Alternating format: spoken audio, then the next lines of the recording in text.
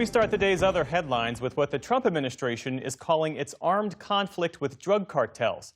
Defense Secretary Pete Hegseth says U.S. forces destroyed a boat near Venezuela that he says was trafficking narcotics.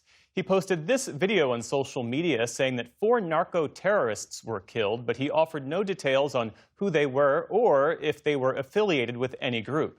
In his own social media post, President Trump said the boat was, quote, loaded with enough drugs to kill 25 to 50,000 people.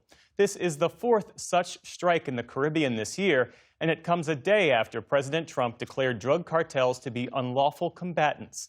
Officials in the UK say one of the 2 men killed in yesterday's attack on a Manchester synagogue may have been accidentally shot by police. They say preliminary forensic evidence found the victim's wound was, quote, consistent with a gunshot injury. Officers shot and killed the suspect after he rammed a car into pedestrians outside the synagogue and then attacked them with a knife. Police say he did not have a gun. Prime Minister Keir Starmer visited Manchester Police headquarters today, saying the incident would have been worse without their efforts. I've been to the scene to pay my respects and to get a sense of what you were confronted with. I've also seen the body-worn cameras and the footage out of that. And I am absolutely clear in my mind as to the professionalism of the response, the speed of the response. Today, dozens of people attended a vigil for those lost in the attack in the pouring rain. The suspect has been identified as a 35-year-old British citizen of Syrian descent, and the crime is being investigated as a terror attack. Also today, the Church of England named Sarah Mullally to serve as the 106th Archbishop of Canterbury.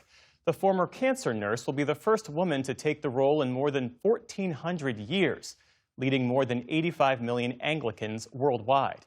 In a speech today, she thanked the women who came before her as pathbreakers. She extended a hand to the global Anglican community, and she promised to confront the church's abuse scandal, which she said left a legacy of deep harm and mistrust. In New York City, a judge sentenced Sean Diddy Combs to 4 years and 2 months in prison this afternoon. The disgraced hip-hop mogul was convicted in July on 2 prostitution-related charges, though he was acquitted on other charges that could have led to life in prison.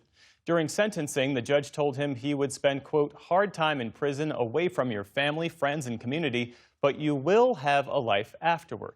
Prior to sentencing, Combs had said he had nobody to blame but himself, calling his behavior disgusting, shameful, and sick. Before that, he was seen wiping away tears as his children asked the judge for leniency. Combs has already spent more than a year in detention. Apple has removed an app from its store that lets users report sightings of U.S. immigration agents. IceBlock says it has 1 million users who anonymously monitor activity by ICE officers. Apple says the app and others like it were removed based on information we've received from law enforcement about the safety risks associated with IceBlock.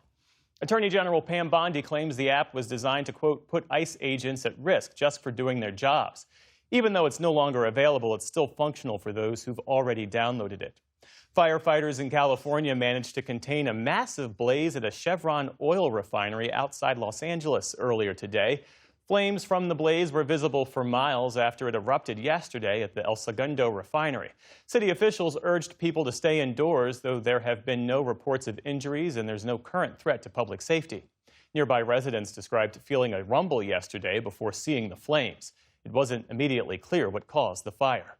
On Wall Street today, stocks ended mixed to close out an otherwise strong week. The Dow Jones Industrial Average added nearly 240 points on the day. The Nasdaq slipped around 60 points. The S&P 500 ended virtually flat. Still to come on the NewsHour, a preview of the major cases the U.S. Supreme Court is set to take up. David Brooks and Jonathan Capehart weigh in on the ongoing government shutdown. And a long-forgotten fruit finds new popularity. This is the PBS NewsHour from the David M. Rubenstein studio at WETA in Washington and in the West from the Walter Cronkite School of Journalism at Arizona State University.